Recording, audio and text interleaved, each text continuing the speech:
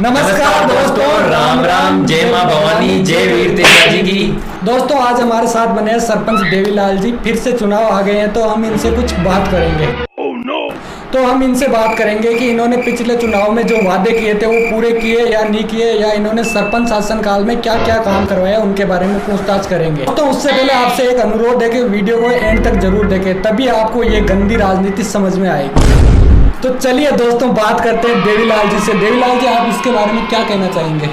नमस्कार साथियों, मेरे भाइयों और बहनों। श्रीका, तुझे प्रधानमंत्री नहीं बनाया, सरपंच बनाया है। अच्छा, सॉरी। राम राम दोस्तों, मैं अपनी ग्राम पंचायत का चूतिया सरपंच। सॉरी। मैं अपनी ग्राम पंचायत का सरपंच देवीलाल जी। मैं आप सबको अपने पैरों में पड़े रहने की दुआ करता हूँ। अरे ये क्या बोल रहे हो सरपंच साहब? अच्छा सॉरी, मेरे कहने का मतलब था कि आप हमारे साथ ऐसे ही बने रहे और हमें पीढ़ी दर पीढ़ी ऐसे ही राजनेता, युवा सरपंच बनाते रहें। आप हमारे साथ खड़े रहें, ऐसे ही चूतिए बनते रहें। तो सरपंच साहब देवीलाल जी, आपसे पहला सवाल ये है कि आपने पिछले चुनाव में क्या क्या वादे किए थे और क्या क्या पूरे किए? मैंने क्या क्या वादे किए? हाँ। ये तो बड़ी सोचने वाली बात है भाई। मैंने कल क्या खाया था वो भी याद नहीं रहता मुझे, तो फिर वादे कैसे याद रह जाएंगे? ये तो अनर्थ हो जाएगा ना, बहुत बड़ा अनर्थ हो जाएगा। मुझे वादे याद रह जाएंगे तो इतनी बड़ी गलती कैसे कर सकता हूँ मैं? सरपंच साहब, आपने पिछले चुनाव में कई वादे किए थे, उनमें से एक वादा ये भी था। आपने बोला था कि मैं अपने गांव में शमशान घाट बनवा दूंगा और उसमें पानी की व्यवस्था करवा दूंगा। अच्छा, हाँ वो वादा मुझे याद है। मैंने वो वादा किया था, लेकिन आप गलत बोल रहे हैं इस चीज को। मैंने बोला था कि अपने गांव में घर घर के अंदर शमशान बनवा दूंगा मैं। ऐसा नहीं बोला था कि मैंने सरपंच एक गांव के अंदर एक ही शमशान बनाऊंगा। मालूम है तेरे बाप को मत सिखा, चल साले। तभी मेरा माफ करना, गुस्से में इधर उधर निकल जाता हूँ। सरपंच साहब, आपसे अगला सवाल ये है कि आपने बोला था कि सरकारी स्कूल में 2 बड़े हॉल, पानी की व्यवस्था और पेड़ पौधे लगवाएंगे। उस वादे का क्या हुआ? वो वादा याद है मुझे। वो वादा तो मैंने पूरे गांव के सामने किया था ना। उस वादे को कैसे भूल सकता हूँ मैं? और शायद आप ही मौजूद थे वहां पे जी। अच्छा।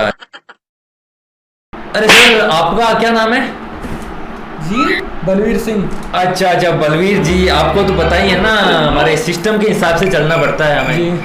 उन 2 स्कूल के अंदर, 2 गवर्नमेंट स्कूल के अंदर 2 हॉल बनवाने के वादे, पानी का हॉल बनवाने का वादा किया था मैंने जी।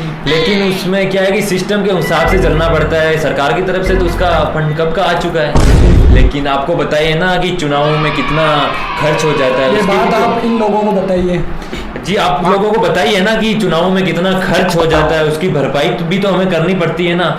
कुछ तो हमने स्कूल वालों को, टीचर्स को खिला दिया, अध्यापक गुरुगण होते हैं ना, उनको खिला दिया, और कुछ हमने अपनी जेब भर ली। वो खर्चा भी भरपाई करना पड़ता है, क्योंकि हमें सरकार 50,000 रुपये तनख्वाह तो देती नहीं है, उसकी भरपाई तो करनी पड़ेगी ना हमें। लेकिन ये चूतियापंथी शुरू से हो रही है ना। ये चूतियापंथी तो पीढ़ी दर पीढ़ी चली आ रही है ना। हमारे दादा वडेरा ऐसे ही करते आ रहे हैं। आपको बताया ना, हमारे दादा, पापा, परदादा, सब लोग ऐसे ही चलते आ रहे हैं, तो ऐसे ही चलती चल रही है। लेकिन ये लोकतांत्रिक सरकार है, इसमें ऐसा नहीं होगा। सरकार लोकतांत्रिक है, लेकिन जनता चूती है ना।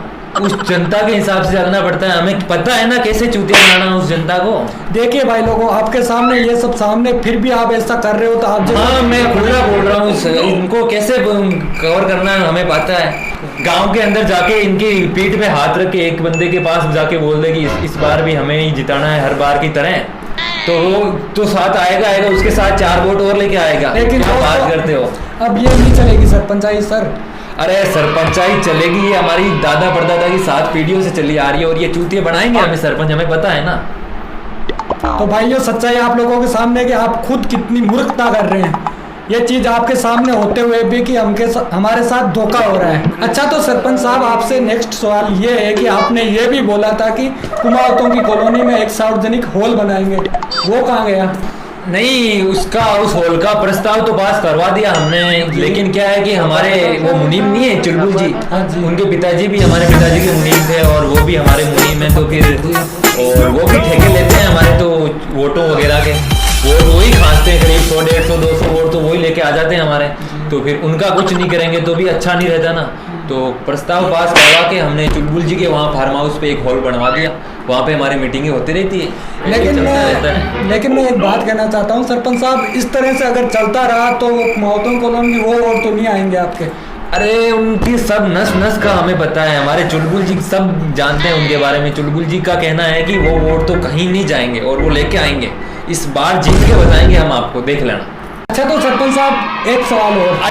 अरे बलवीर जी, ऐसे तो सवाल जवाब होते रहेंगे, ऐसे तो आपके सवाल जवाब कभी पूरे नहीं होंगे। मैं आपको आपके हर एक सवाल का जवाब दे दूं उससे पहले ही जी आपको पता ही है ना, हम ऐसे वादे पूरे करते चलेंगे तो फिर आगे चुनाव नहीं लड़ने के, हमें कुछ वादे तो अधूरे ही रखने पड़ेंगे ना हमें, जो आगे काम आएंगे वादे करने के लिए। अगर हर वादे को ऐसे ही पूरे कर देंगे तो आगे क्या वादे करेंगे जी।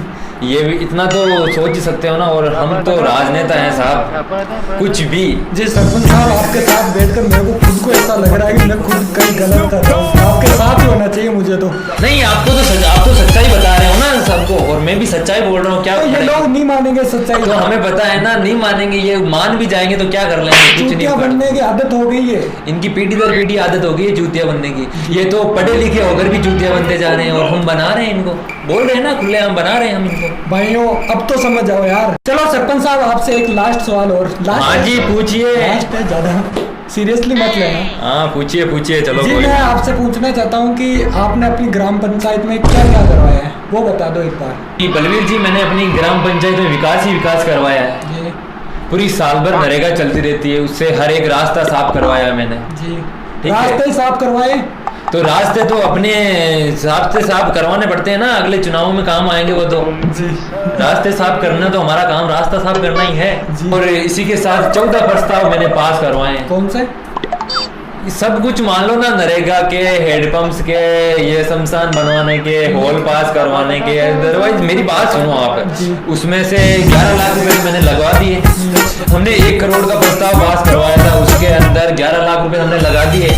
कई विकास करवाए, रास्ते वगैरह, हेडपंप, शमशान, कुछ भी हौद बनवाया, पानी का कुछ भी करवाया। बाकी तो सरकारी कर्मचारियों को लगवा दिया, कुछ अपनी जेब गरम कर ली, चुनावी खर्चा कर दिया। एक मिनट सरपंच साहब, मेरे को ऐसा लगता है कि आप जब से चुनाव लड़ रहे हो ना, तब से विकास नाम का लड़का भी पैदा नहीं हुआ हमारे गाँव में। फिलहाल जी, आप सब ये जानते हुए, आपकी चूतियापंथी लोग जानते हुए, फिर भी आपको वोट देंगे, ऐसा लगता है आपको? हाँ देंगे, क्यों नहीं देंगे, जरूर देंगे। ये सब चूतिया तो फिर मुझे चूतियापंथी, मेरी चूतियापंथी तो इनको सहन होगी। जहाँ तक लगता है कि आपने इनको चूतिया नहीं बनाया। 100%, मैं खुद बोल रहा हूँ ना, 100% बनाया मैंने ये। तो चौधरी जी, सॉरी। देवीलाल जी, आप मतलब आने वाले चुनावों के बारे में कुछ कहना चाहेंगे? हाँ, थोड़ा बहुत कहना चाहेंगे इनको कि राम राम दोस्तों, आपको पता ही है मेरे भाइयों कि आप चुनाव आने वाले हैं सरपंचों के कुछ ही दिनों में, तो आपको यूं ही वोट देने हमें। वोट क्या बोलते हैं उसे, वोट बोलते हैं। आप बोल दीजिए ना, कुछ मुझे नहीं पता, आप बता दीजिए। तो आप लोग सुन नहीं रहे कि सरपंच साहब क्या बोल रहे हैं, इनको वोट चाहिए, इनको वोट नहीं, कब तक दे?